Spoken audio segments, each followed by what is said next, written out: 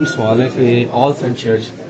پہ آپ قانونی طور پر بھی اسٹوڈنٹ ہیں، اس کیس کو اب تک کہاں پہ اس کی پیش رفت ہوتی اس کے اندر پیش رفت یہ ہو چکی ہے کہ جو پروونشل گورنمنٹ اوقاف ڈپارٹمنٹ ہے اس نے ڈی سی پشاور ہیں ان کو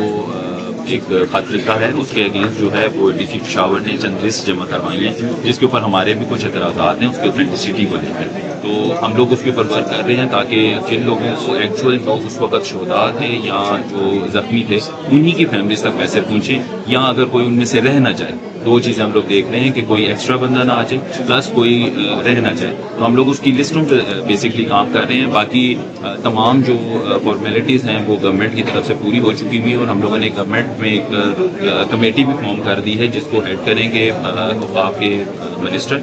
پلس ہم 4 جو ایم پی ایز ہیں اس ٹائم پہ وہ اس کے ممبر ہیں، سیکرٹری اوقاف ہو گئے، ایڈمنسٹریٹر اوقاف ہو گئے، اور کچھ اور ڈپارٹمنٹس لائک فائنانس اور ریلیف وہ اس کے ممبران ہوں گے، تو وہ کمیٹی ڈیسائیڈ کرے گی کہ وہ فائنلائز کرے گی کہ بھئی یہ پیسے کس کس کو جینوئن طور پہ ملنے چاہیے۔ کیا سمجھتے ہیں کہ اب تک یہ پیسے مل جائیں گے؟ میرا خیال ہے not more than before Christmas یہ پروسیجر کمپلیٹ ہو جائے گا۔ اچھا سر، اس پیسے کو لے کر ایک قانون سازی کی گئی تھی، اوور آل نارگس فنڈ کر دیا گیا تھا، کیا آپ آنے والے وقت میں کیا کچھ پلان ہے عدالت جانے کے اس کو چیلنج کرنے کا کہ اس کو صرف آل سینٹ چرچ کا فنڈ ہے؟ بالکل، ہماری جو ہم لوگوں نے جب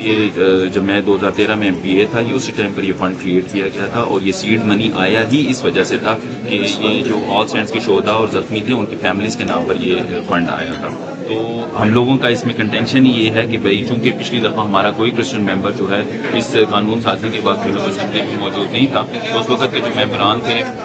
میں زیادہ اس پہ بات نہیں کروں گا، لیکن بہرحال اس کو آپ جانتے ہیں کہ اس کو انہوں نے ایک جنرلائز تبدیل کر دیا تھا۔ ہم لوگ اس کو عدالت میں نہیں لے جائیں گے، ہم لوگ کیونکہ چاروں ممبران چاہے وہ ہندو کمیونٹی کی ہیں، سکھ کمیونٹی کی ہیں، وہ میرے ساتھ موجود ہیں، اور وہ میری اس بات سے بالکل ایگری کرتے ہیں کہ یہ فنڈ جو ہے وہ صرف آل سینٹس کی شہداء کے لیے، تو ہم لوگ اس کے اندر قانون سازی میں جو ہے وہ امینڈمنٹ لے کے آ رہے ہیں تاکہ یہ جو ہے وہ کنفائن کیا جا سکے صرف آل سینٹس کے، یا ایٹ لیسٹ صرف کرسچن کمیونٹی کے حد تک۔ سر، وزیر اعظم صاحب نے کہا کہ یہ فنڈ 2020 سے ہم انہیں دیں گے، لیکن جبکہ 2013 میں یہ فنڈ پاس ہوا، اس پہ آپ کیا فیصلہ ہے؟ یہ اب تھوڑی سی قانونی پیچیدگیاں ہیں، تو فی الحال تو ہماری کوشش یہ ہے کہ جو مطلب قانون جس دن پاس ہوا ہے اس دن سے ہم لوگ جو فنڈ دلوا سکیں ہم پہلے تو دلوا دیں، اور پھر یہ ایک لمبی لڑائی ہے، پھر اس کو ہم لوگ لڑیں گے۔ Thank you so much.